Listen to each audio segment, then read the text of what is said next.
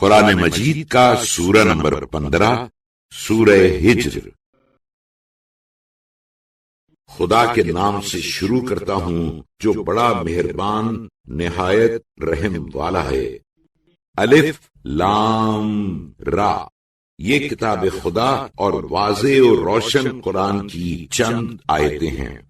ایک دن وہ بھی آنے والا ہے جو لوگ کافر ہو بیٹھے ہیں اکثر دل سے چاہیں گے کہ کاش ہم بھی مسلمان ہوتے۔ اے رسول صلی اللہ علیہ وآلہ وسلم، انہیں ان کی حالت پر رہنے دو کہ کھا پی لیں اور دنیا کے چند روز چین کر لیں، اور ان کی تمنائیں انہیں کھیل تماشے میں لگائے رہیں۔ ان قریب ہی اس کا نتیجہ انہیں معلوم ہو جائے گا۔ اور ہم نے کبھی کوئی بستی تباہ نہیں کی مگر یہ کہ اس کی تباہی کے لیے پہلے ہی سے سمجھی بوجھی ہوئی میعاد مقرر لکھی ہوئی تھی۔ کوئی امت اپنے وقت سے آگے نہ بڑھ سکتی ہے نہ پیچھے ہٹ سکتی ہے۔ اے رسول صلی اللہ علیہ وآلہ وسلم، کفار مکہ تم سے کہتے ہیں کہ اے وہ شخص جس کو یہ سودا ہے کہ اس پر وحی و کتاب نازل ہوئی ہے تو اچھا خاصا سیڑھی ہے۔ اگر تو اپنے دعوے میں سچا ہے تو فرشتوں کو ہمارے سامنے کیوں نہیں لا کھڑا کرتا؟ حالانکہ ہم فرشتوں کو کھلم کھلا بس عذاب کے ساتھ فیصلے ہی کے لیے بھیجا کرتے ہیں، اور اگر فرشتے نازل ہو جائیں تو پھر ان کو جان بچانے کی مہلت بھی نہ ملے۔ بے شک ہم ہی نے قرآن نازل کیا اور ہم ہی تو اس کے نگہبان بھی ہیں۔ اور اے رسول صلی اللہ علیہ وآلہ وسلم، ہم نے تم سے پہلے بھی اگلی امتوں میں اور بھی بہت سے رسول بھیجے، اور ان کی بھی یہی عادت تھی کہ ان کے پاس کوئی رسول نہ آیا مگر ان لوگوں نے اس کی ہنسی ضرور اڑائی۔ ہم گویا خود اسی طرح گمراہی کو ان گناہگاروں کے دل میں ڈال دیتے ہیں۔ یہ کفار اس قرآن پر ایمان نہ لائیں گے، اور یہ کچھ انوکھی بات نہیں، اگلوں کی روش بھی ایسے ہی رہا کی ہے۔ اور اگر ہم اپنی قدرت سے آسمان کا ایک دروازہ بھی کھول دیں اور یہ لوگ دن دہاڑے اس دروازے سے آسمان پر چڑھ بھی جائیں، تب بھی یہی کہیں گے کہ ہو نہ ہو ہماری آنکھیں نظر بندی سے متوالی کر دی گئیں، یا نہیں تو ہم لوگوں پر جادو کیا گیا ہے۔ اور ہم ہی نے آسمان میں برج بنائے اور دیکھنے والوں کے واسطے ان کو ستاروں سے آراستہ کیا، اور ہر شیطان مردود کی آمد و رفت سے انہیں محفوظ رکھا، مگر جو شیطان چوری چھپے وہاں کی کسی بات پر کان لگائے تو شہاب کا دہکتا ہوا شعلہ اس کے کھدیڑنے کو پیچھے پڑ جاتا ہے۔ اور زمین کو بھی اپنی مخلوقات کے رہنے سہنے کو ہم ہی نے پھیلایا، اور اس میں میخ کی طرح پہاڑوں کے لنگر ڈال دیے، اور ہم نے اس میں ہر قسم کی مناسب چیز اگائی، اور ہم ہی نے اس میں تمہارے واسطے زندگی کے ساز و سامان بنا دیے، اور ان جانوروں کے لیے بھی جنہیں تم روزی نہیں دیتے۔ اور ہمارے یہاں تو ہر چیز کے بے شمار خزانے بھرے پڑے ہیں، اور ہم اس میں سے ایک جچی تلی مقدار بھیجتے رہتے ہیں۔ اور ہم نے ہی وہ ہوائیں بھیجی جو بادلوں کو پانی سے بھرے ہوئے ہیں، پھر ہم ہی نے آسمان سے پانی برسایا، اور پھر ہم ہی نے تم لوگوں کو وہ پانی پلایا، اور تم لوگوں نے تو کچھ اس کو جمع کر کے نہیں رکھا تھا۔ اور اس میں شک بھی نہیں کہ ہم ہی لوگوں کو جلاتے ہیں اور ہم ہی مار ڈالتے ہیں، اور پھر ہم ہی سب کے والی وارث ہیں۔ اور بے شک ہم نے تم میں سے ان لوگوں کو بھی اچھی طرح سمجھ لیا جو پہلے ہو گزرے، اور ہم نے ان کو بھی جان لیا جو بعد کو آنے والے ہیں۔ اور اس میں شک نہیں کہ تیرا پروردگار وہی ہے جو ان سب کو قیامت میں قبروں سے اٹھائے گا، بے شک وہ حکمت والا واقف کار ہے۔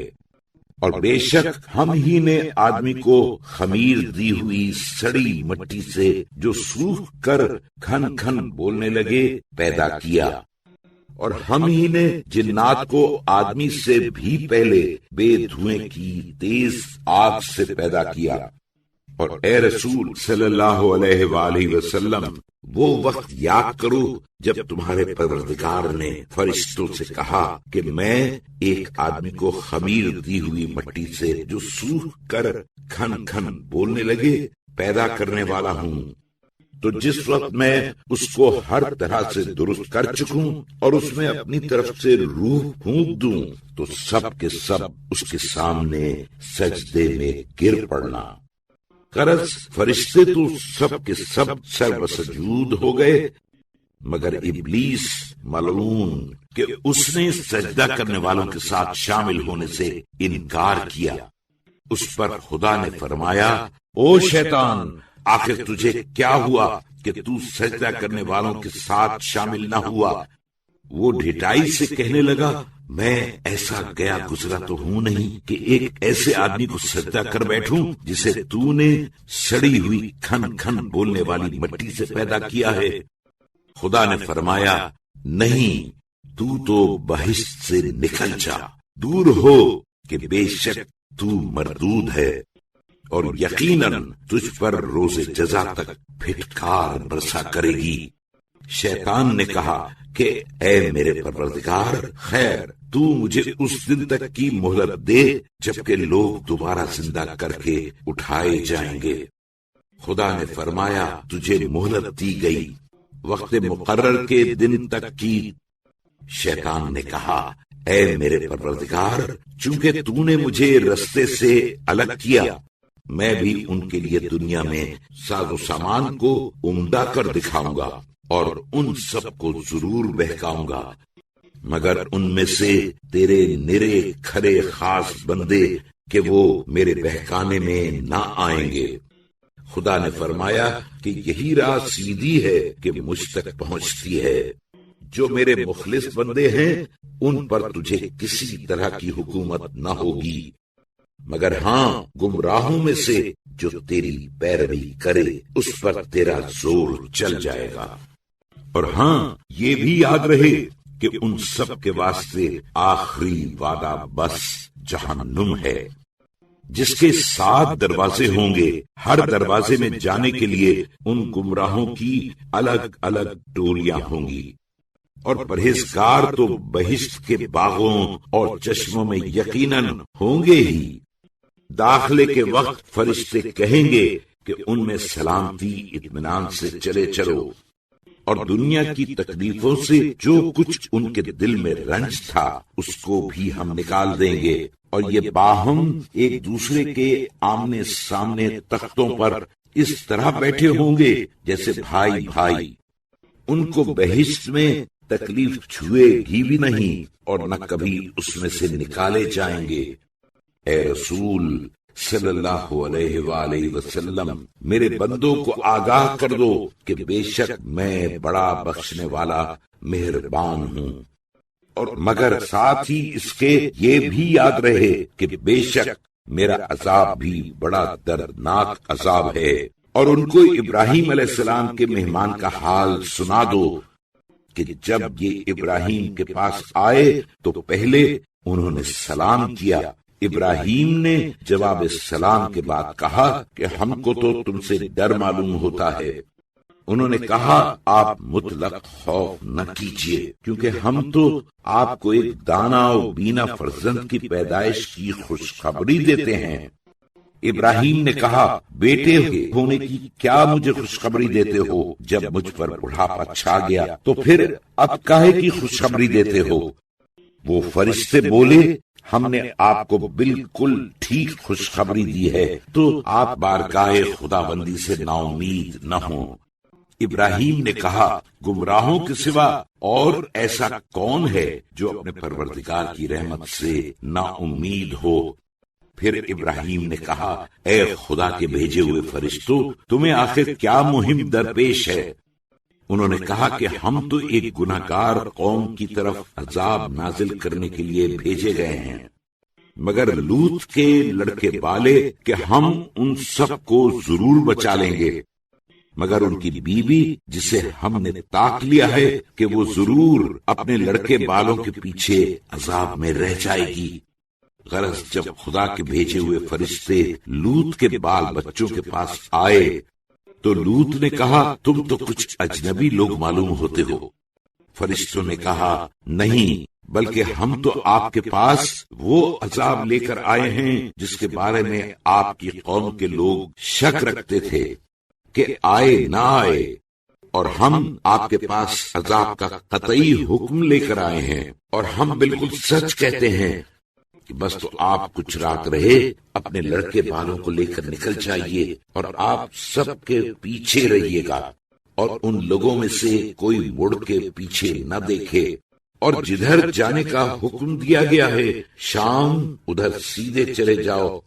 اور ہم نے لوط کے پاس اس امر کا قطعی فیصلہ کہلا بھیجا کہ صبح ہوتے ہوتے ان لوگوں کی جڑ کاٹ ڈالی جائے گی۔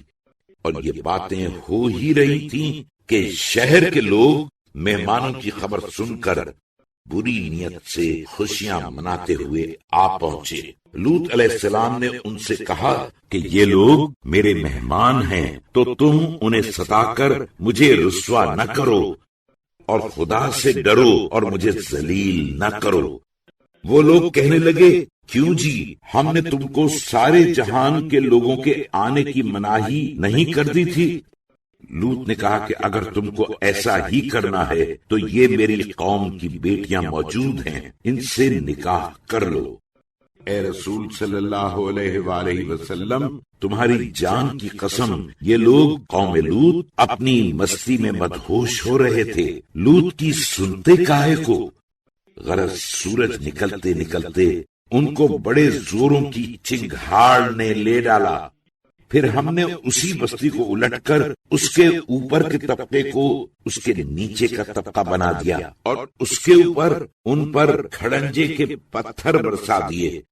اس میں شک نہیں کہ اس میں اصلی بات کے تار جانے والوں کے لیے قدرت خدا کی بہت سی نشانیاں ہیں، اور وہ الٹی ہوئی بستی ہمیشہ کی آمد و رفت کے راستے پر ہے۔ اس میں تو شک ہی نہیں کہ اس میں ایمانداروں کے واسطے قدرت خدا کی بہت بڑی نشانی ہے۔ اور ایکا کے رہنے والے قوم شعیب قوم لوط کی طرح بڑے سرکش تھے، تو ان سے بھی ہم نے نافرمانی کا بدلہ لیا، اور یہ دو بستیاں قوم لوط و شعیب کی ایک کھلی ہوئی شاہراہ پر ابھی تک موجود ہیں۔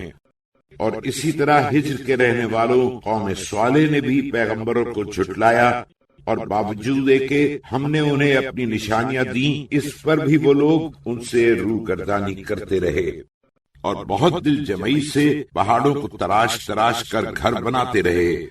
آخر ان کو صبح ہوتے ہوتے ایک بڑی زوروں کی چنگھاڑ نے لے ڈالا، پھر جو کچھ وہ اپنی حفاظت کی تدبیریں کیا کرتے تھے عذاب خدا سے بچانے میں کچھ بھی کام نہ آئیں۔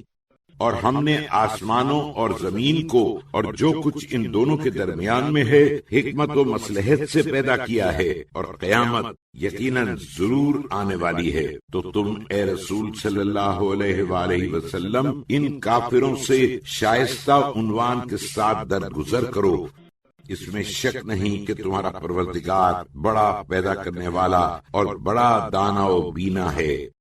اور ہم نے تم کو سبع مثانی، سورہ حمد اور قرآن عظیم عطا کیا ہے، اور ہم نے جو ان کفار میں سے کچھ لوگوں کو دنیا کی مال و دولت سے نہال کر دیا ہے، تم اس کی طرف ہرگز نظر بھی نہ اٹھانا، اور نہ ان کی بے دینی پر کچھ افسوس کرنا، اور ایمانداروں سے اگرچہ غریب ہوں جھک کر ملا کرو، اور کہہ دو کہ میں تو عذاب خدا سے صریح طور سے ڈرانے والا ہوں۔ اے رسول صلی اللہ علیہ وآلہ وسلم، ہم ان کفار پر اسی طرح عذاب نازل کریں گے جس طرح ہم نے ان لوگوں پر نازل کیا جنہوں نے قرآن کو بانٹ کر ٹکڑے ٹکڑے کر ڈالا، بعض کو مانا اور بعض کو نہیں۔ تو اے رسول، تمہارے ہی پروردگار کی اپنی قسم کہ ہم ان سے بہت سختی سے ضرور باز پرس کریں گے۔ جو کچھ یہ دنیا میں کیا کرتے تھے، پس جس کا تمہیں حکم دیا گیا ہے اسے واضح کر کے سنا دو، اور مشرکین کی طرف سے منہ پھیر لو۔ جو لوگ تمہاری ہنسی اڑاتے ہیں، ہم تمہاری طرف سے ان کے لیے کافی ہیں۔